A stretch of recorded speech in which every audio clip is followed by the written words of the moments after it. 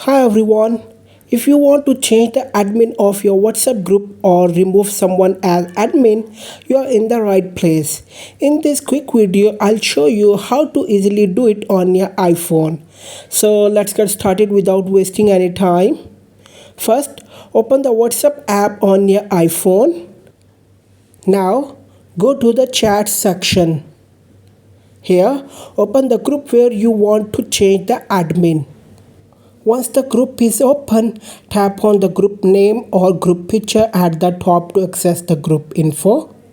Now scroll down a little and you'll see the list of all the group members. You'll also notice which members are currently admins. They will have a small admin tag next to their name. To remove someone as an admin, just tap on their name, then select dismiss as admin. As you can see, that person is no longer as admin now.